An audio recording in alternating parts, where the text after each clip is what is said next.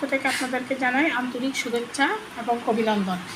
আজ আমি পবিত্র শবে বরাত উপলক্ষে বুটের ডালের বরফিটা বানিয়ে দেখাচ্ছি কিভাবে অতি সহজে বাসায় বুটের ডালের বরফিটা বানানো যায়।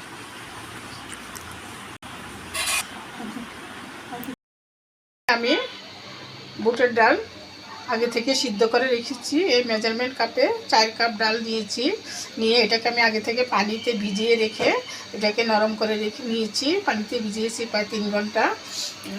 ভালো করে ধুয়ে এখন ছাঁকনিতে চেকে এটাকে পানিটা ঝরিয়ে নিলাম। এই পর্যায়ে আমি চুলাতে একটা ননস্টিকের প্যান বসিয়েছি। এখানে আমি বুটের ডালগুলো দিয়ে দিচ্ছি। চুলাতে আমি প্যানে বুটের ডাল দিয়ে দিচ্ছি। এই পর্যায়ে আমি এখানে অ্যাড করব লিকুইড গরুর দুধ, নর্মাল টেম্পারেচার থাকা। এখানে আমি 1/2 কেজি গরুর দুধ নিয়েছি। এর সাথে আমি অ্যাড করব পরিমাণ মতো লবণ। মিষ্টি জিনিসের সাথে আপনারা যদি লবণটা খেতে পছন্দ না করেন নাও দিতে পারেন, কিন্তু লবণটা দিলে মিষ্টির স্বাদ দ্বিগুণ বেড়ে যায়। এর সাথে আমি দিয়ে দিচ্ছি তেজপাতা একটা, দারচিনি 2 টুকরা, এলাচ 2 টুকরা। এগুলো বুটের ডালটা সিদ্ধ হয়ে যাওয়ার পরে আমি এগুলো উঠে পালিয়ে দিব। বুটের ডাল সিদ্ধ হয়ে যাওয়ার পরে এই তেজপাতা, এলাচ, দারচিনি আমি পালিয়ে দিব। এটা দিয়েছি সেন্টের জন্য। এই পর্যায়ে আমি বুটের ডালটা সিদ্ধ করে দিচ্ছি। দেখেন বন্ধুরা, আমার বুটের ডালটা সিদ্ধ হয়ে গেছে। এ পর্যায়ে আমি এটা চুলা থেকে নামিয়ে ঠান্ডা করে নিব। এখন আমি চুলাটা অফ করে দিচ্ছি। এটা ঠান্ডা না হওয়া পর্যন্ত আমার অপেক্ষা করতে হবে, কারণ ঠান্ডা না হলে গরম জিনিস ব্লেন্ডার করতে গেলে ব্লেন্ডার নষ্ট হয়ে যায়। আর আপনাদের যাদের বাসায় ব্লেন্ডার থাকে না, আপনারা এই ক্ষেত্রে ডালের যে পানি বা আপনার দুধটা দিয়ে ডালটা সিদ্ধ করবেন, এটা ভালো করে শুকিয়ে নিয়ে আপনারা পাটায় পিষে নিতে পারেন। আর যাদের ব্লেন্ডার থাকে তারা এই পর্যায়ে নামিয়ে ব্লেন্ডার করে নেবেন। আমি এটা ঠান্ডা হওয়ার পরে ব্লেন্ডার করে ফিরে আসছি। আমি চুলাতে একটা প্যান বসিয়েছি। এখানে আমি ঘি দিয়ে দিচ্ছি টেবিল চামচে 3 চামচ পরিমাণ। এখানে আপনারা এই কাজটা ঘি দিয়ে করতে চেষ্টা করবেন। এটা রান্না করার রেগুলার তেল বা ডালটা কিছু দিয়ে করলে খেতে টেস্টটা তেমন আসে না, কিন্তু করলেও করতে পারেন, কিন্তু ঘি দিয়ে করলে সবচেয়ে ভালো হয়। এই পর্যায়ে আমি ডালটা ব্লেন্ড করে দিয়ে দিচ্ছি।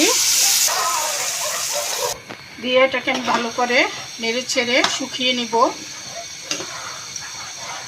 এটাকে অনবরত নেড়ে যেতে হবে যাতে পাইপের নিচে লেগে না যায়। লেগে গেলে এটা স্বাদটা তেমন ভালো আসবে না, একটা পোড়া পোড়া গন্ধ বেরোবে। এই জন্য এটাকে ভালো করে নেড়ে ছেড়ে শুকিয়ে নিব। বন্ধুরা, আমি নেড়ে ছেড়ে যে পানিটা ব্লেন্ড করার সময় পানিটা ছিল এটা শুকিয়ে নিয়েছি। এই পর্যায়ে এখানে আমি চিনি দিয়ে দিব। মেজারমেন্ট কাপে 2 ভাগের 1 ভাগ চামচে এখানে 3 চামচ। আপনারা মিষ্টিটা যে পরিমাণে খাবেন ওই পরিমাণে দিয়ে দিবেন।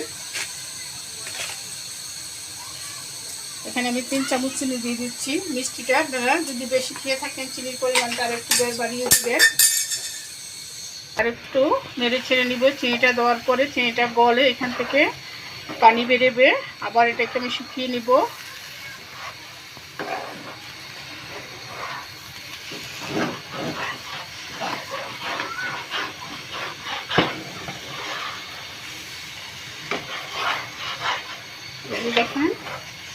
দেখেন বন্ধুরা, আমার চিনিটা থেকে পানি ছিটতে শুরু করছে। বন্ধুরা, চিনিটা দেওয়ার পরে চিনি পানিটা আমি শুকিয়ে নিচ্ছি। এই পর্যায়ে এখানে আমি কনডেন্স মিল্ক দিয়ে দিব। কনডেন্স মিল্ক দিব দেখে আমি এখানে চিনির পরিমাণটা একটু কমে দিয়েছি। এখানে আমি মেজারমেন্ট কাপে 2 ভাগের 1 ভাগ কনডেন্স মিল্ক দিয়ে দিয়েছি। এটাকে আমি নেড়ে ছেড়ে মিশিয়ে নিব। আপনারা যদি কনডেন্স মিল্ক কেউ পছন্দ না করেন বা হাতের কাছে না থাকে, তাহলে আপনারা কনডেন্স মিল্কটা নাও দিতে পারেন। এই ক্ষেত্রে আপনারা চিনিটাই বেশি করে দিয়ে দিবেন। কনডেন্স মিল্ক দিলে হালুয়ার স্বাদটা দ্বিগুণ বেড়ে যায়। এই জন্যই কনডেন্স মিল্ক দিয়ে আমি হালুয়াটা করে থাকি। দেখেন বন্ধুরা, আমার বুটের ডালের হালুয়াটা প্রায় রেডি হয়ে গেছে। এ পর্যায়ে আমি এখানে 10 টাকা দামের যে দুধের প্যাকেটটা আছে গরু দুধের, এই দুধটা দিয়ে দিচ্ছি। এটাকে আমি ভালো করে নেড়ে চেড়ে মিশিয়ে নিব। এই দুধটা দিলে বরফির স্বাদটা দ্বিগুণ বেড়ে যায়। কন্ডেন্স মিল্ক পাউডার দুধ দিয়ে যদি আপনি বরফিটা করেন খেতে অনেক সুস্বাদু হয়। দেখুন বন্ধুরা, আমার বরফিটা হয়ে গেছে। এই পর্যায়ে আমি আর একটু ঘি দিয়ে দিলাম। উপরে দিয়ে যদি ঘিটা দেন তাহলে ঘিয়ের স্মেলটা আসে অনেক ভালো, এই জন্য ঘিটা দিয়ে দিলাম। দিয়ে আমি আর একটু নেড়ে চেড়ে উঠিয়ে ফেলছি। দেখেন আমার বরফিটা যে হয়ে গেছে, এটা দেখলে আপনারা বুঝতে পারবেন। এই যে এটা পাইপেনের গা থেকে ছেড়ে ছেড়ে আসছে। এই যে দেখেন, এই যে পাইপেনের গা থেকে ছেড়ে ছেড়ে আসছে। আর আপনারা যদি বরফিটা আরও একটু শক্ত করতে চান তাহলে চুলার উপরে আরও 2-3 মিনিট একটু নেড়ে ছেড়ে নেবেন, নিলে বরফিটা আরও শক্ত হয়ে যাবে। এই যে দেখেন বন্ধুরা, আমার বরফিটা একেবারে হয়ে গেছে।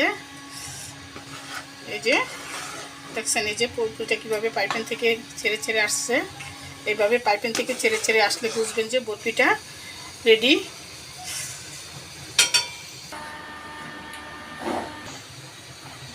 দেখেন বন্ধুরা, আমার হালুয়াটা হয়ে গেছে। এই পর্যায়ে আমি চুলা থেকে নামিয়ে নিচ্ছি। এখানে আমি একটা থালিতে আগে থেকে ঘি ব্রাশ করে রেখেছি। এই পর্যায়ে আমি এখানে এই বুটের ডালের হালুয়াটা ঢেলে দিব। দেখুন বন্ধুরা, হালুয়াটা আমি এই যে গোল রাউন্ডের শেপে একটা ডিশের মধ্যে নিয়েছি। এই পর্যায়ে আমি একটা পিচুলার সাহায্যে এটাকে সমান করে দিব। আস্তে আস্তে আমি সমান করে দিচ্ছি। দেখেন বন্ধুরা, আমার বুটের ডালের বরফিটাকে আমি এভাবে সমান করে নিয়েছি।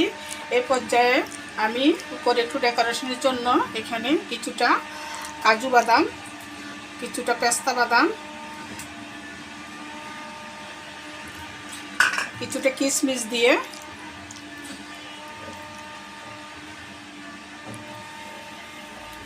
এই পর্যায়ে সাজিয়ে নিয়েছি।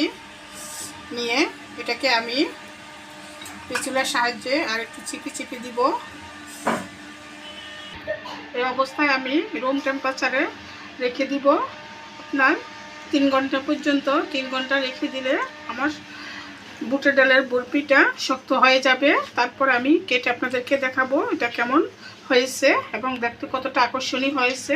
বা এই পর্যায়ে আমি এটা কেটে রাখতে পারি। যে আমি এভাবে এটা ছুরির সাহায্যেও কেটে রাখতে পারি। যেভাবে একটা ছুরি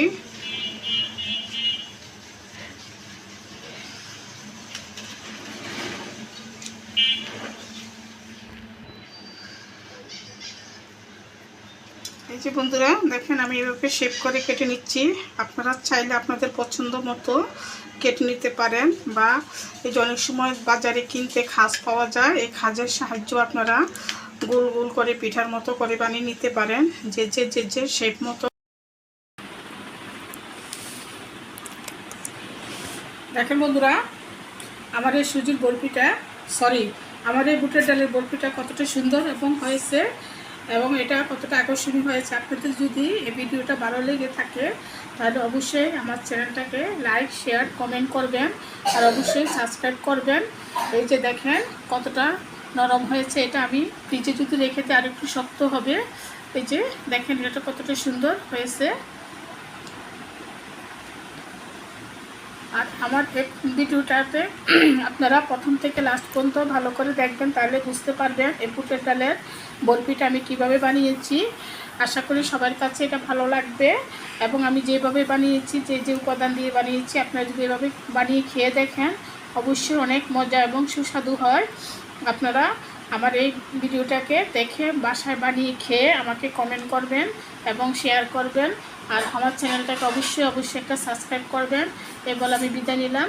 আসসালামু আলাইকুম।